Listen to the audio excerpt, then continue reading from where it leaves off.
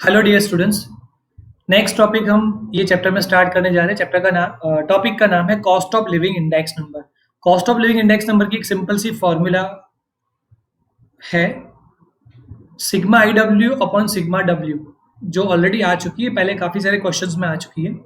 फिर भी एक बार हम पहले डेफिनेशन थ्योरी से स्टार्ट करते हैं। ये रहा the number showing the percentage of relative changes in the cost of living of the people of a certain section of society in the current year as compared to the base year। कोई ज़्यादा index number की definition, general index number की definition, cost of living index number की definition आप compare करोगे, एक साथ आप लिखोगे तो आपको पता चलेगा there is not much difference. ज़्यादा डिफरेंस नहीं है, कुछ सिलेक्टेड वर्ड्स में ही डिफरेंस है। जो मैंने हाईलाइटेड किया हुआ है वो यहाँ पे इंपॉर्टेंट पार्ट है। देखो, the number showing the percentage of relative changes in the cost of living of the people। बस इतना वर्ड्स, इतना फ्रेज यहाँ पे आना चाहिए। आगे देखते हैं। काफी कुछ थ्योरी दी हुई है, theory will take it afterwards. अभी इसमें दो मेथड है, method of total expenditure, method of family budget. मैं आपके लिए गुड न्यूज ये दे दूं, भले यहाँ पे दो मेथड आपको दिख रही है पर आपको फॉर्मूला एक भी नई अभी लर्न करनी नहीं है। The formulas which we have covered till now, they are the only formulas with the help of which we have to solve the further problems। देखो, मेथड ऑफ टोटल एक्सपेंडिचर का मतलब होता है लास्पियर, पाशे, फिशर। इन दोनों तीनों में से कोई भी फॉर्मूला आप अप्लाई कर सकते हो as per the data given. और मेथड ऑफ फैमिली बजट अगर लिखा है तो वो होती है sigma I W upon sigma W. तो बस फॉर्मूला वही की वही है। आगे देखते हैं हम। देखो, टाइटल ये है मेथड ऑफ टोटल एक्सपेंडिचर, उसमें ये लास्ट पेयर वाली फॉर्मूला दी हुई है, देख सकते हो आप। देखो, यहाँ पे कहीं पे भी आपको नाम ऐसा नहीं लिखना है कि लास्ट पेयर इंडेक्स नंबर। आपको क्या लिखना है, इंडेक्स नंबर, फिर ब्रैकेट में total expenditure method, TEM, right.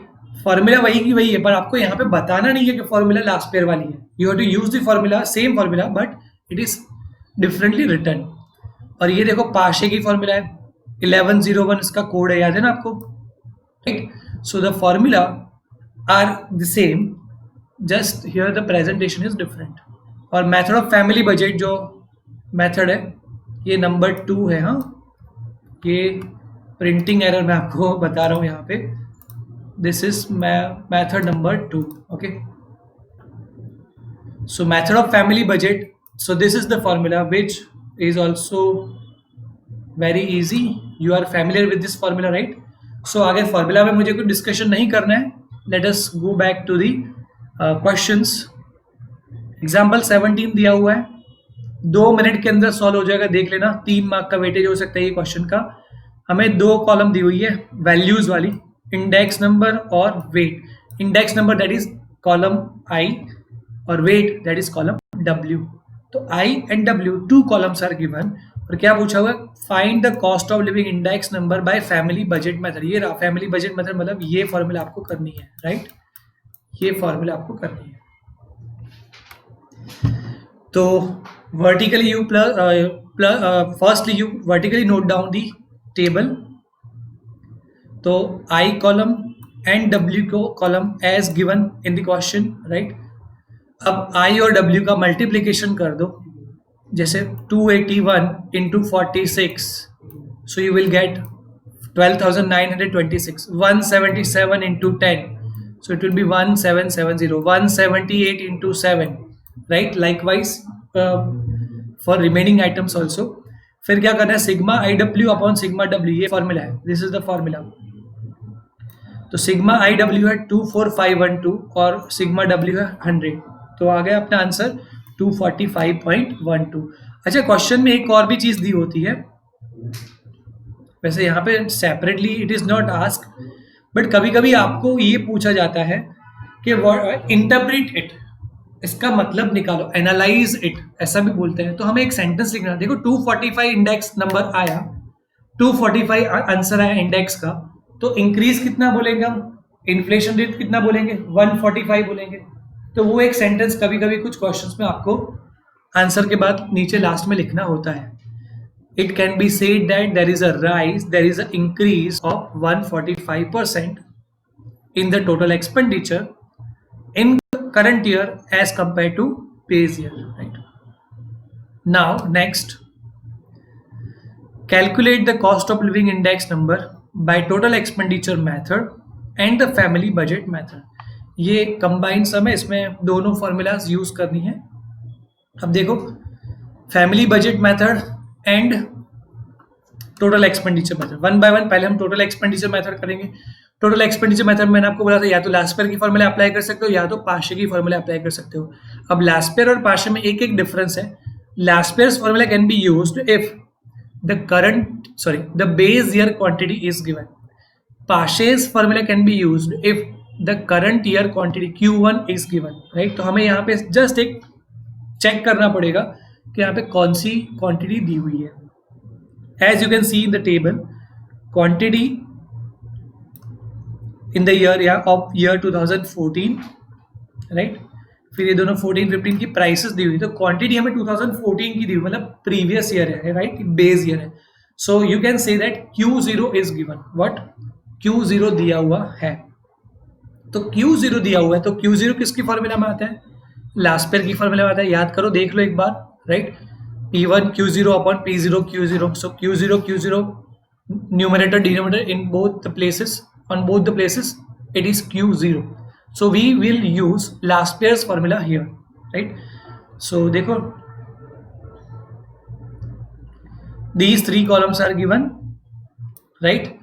Price तो दोनों दी थी, P0 P1, एंड क्वांटिटी कौन सी दी थी? सिर्फ बेस ईयर की दी थी, right? So that is Q0. तो जैसे मैंने बताया आपको लास्पेयर की फॉर्मूला से करना है, P1 Q0 upon P0 Q0, right? This formula is also given at the end of this page. देखो, मैं हाईलाइट भी कर रहा हूँ, राइट? सो हमें कौन सी कॉलम बनानी पड़ेगी? Extra 2 columns are required. कौन सी? P1 Q0 और P0 Q0. P1 Q0 आपको पता ही है, P1 मतलब ये और Q0 मतलब कि ये, राइट? तो 18 into 35, so the answer will be 635. फिर आप करोगे 45 into 25, so the answer will be 1125. Likewise, you will do the same task for remaining items. And lastly, जो last column है, मैं यहाँ से highlighter हटा देता हूँ. P0 Q0 is the name of the column, title of P0 Q0. So ये दोनों हुआ P0 Q0 में, right? P0 Q0 ये दोनों हुआ, इन दोनों का multiplication आपको करना है. So once you make the total of these 2 columns, ये आया last line में, so आएगा 6480 divided by 4580 into 100. You can see in the steps, right? So answer जो है 141.48. so उसमें से अगर 100 अगर आप माइनस करो तो you can say that 41.48% is the rise, is the inflation, is the increase in the total expenditure in the year 2015. ऐसा एक सेंटेंस आपको ओके. यही क्वेश्चन में मेथड ऑफ फैमिली बजट से भी करना है. तो आपको फॉर्मूला पता है, पहले फॉर्मूला देख लो, sigma IW upon sigma W. So we need to prepare the column I and second column W, right? I और W ये 2 कॉलम हमें प्रिपेयर करनी है. नाउ कॉलम I, तो कॉलम I कैसे बनेगी? P1 upon P0 into 100. आपको पता ही है, P1 upon P0 into 100, that is index number column I. तो देखो, सबसे पहले आपको these 3 columns are already given in the question. Then column I, P1 upon P0 into 100. तो P1 upon P0 18 upon 16 into 100, 45 upon 40 into 100, 120 upon 60 into 100. ऐसे करके I की column आप प्रिपेयर, आपने समझो ये कर ली. This I column is ready, right? अब W क्या होता है? तो आपके लिए थोड़ा नया पॉइंट है, पर believe me it is damn easy. W क्या होता है? That is total expenditure. W का मतलब यहाँ पे और कुछ नया नहीं है, इट इज टोटल एक्सपेंडिचर. अब टोटल एक्सपेंडिचर का मतलब क्या होता है? प्राइस एंड क्वांटिटी का मल्टीप्लीकेशन. अब आपको क्वांटिटी कौन सी दी हुई है क्वेश्चन में? देखो, क्वांटिटी ये रही, क्वांटिटी 2014 की दी हुई है, मतलब बेस ईयर की दी हुई है, तो आपको प्राइस भी 2014 की ही लेनी है. So if Q0 is given, you will multiply it with P0. अगर Q1 दिया होता तो हम P1 से मल्टीप्लाई करते। सो W की कॉलम आपको कैसे प्रिपेयर करनी है? It is nothing but the multiplication of price and quantity of the same year. So price and quantity zero है, इसलिए हम प्राइस भी जीरो लेंगे। Let me change the highlighter, right? So to prepare this column price and quantity of the same year should be taken. Price and quantity of the same year, तो same year वाली तो हमें ये दो चीजें दी हुई है ना, price and quantity. 35 into 60 into 25 into 40, 20 into 60, right? 10 into 80, 20 into 30, and 15 into 28. So if you multiply these two columns, you will get the column of W. So W क्या है? वो टोटल एक्सपेंडिचर ही है, पर हमें ऐसे अलग से ही कैलकुलेशन करना है। फिर बस IW की कॉलम का multiplication, right? Multiplication of two columns I and W. This is I, this is W। तो IW कॉलम आपको मिल जाएगी, मल्टीप्लीकेशन आपको करना है 112.5 इंटू 560, 112.5 इंटू 1000, 200 इंटू 1200, ऐसे करके आपको कॉलम प्रिपेयर करनी है। And you make the total of last two columns, right, in this way, and you can get the answer here. देखो यही यहाँ पे कंटिन्यू किया हुआ है ना, right? Done. So that's it. आप देख लो, बहुत ही इजी क्वेश्चंस है। Done. So based on these two problems, the similar problems in exercise 1 you are supposed to solve. ठीक है, आपको इसी के जैसे दो क्वेश्चंस आपको करने हैं। और अगर मैं आपको बता दूं कौन से होमवर्क, तो भी आपके लिए थोड़ा इजी रह जाएगा। वैसे index number chapter is about to be over, हाँ, खत्म होने ही वाला है, हो ही गया समझ लो। ये रहा एक्सरसाइज 1.4 का सेकेंड क्वेश्चन। सी एक्सरसाइज 1.4, उसका सेकेंड क्वेश्चन मैं आपको होमवर्क दे रहा हूं। जैसे अभी हमने किया बिल्कुल वैसा ही है।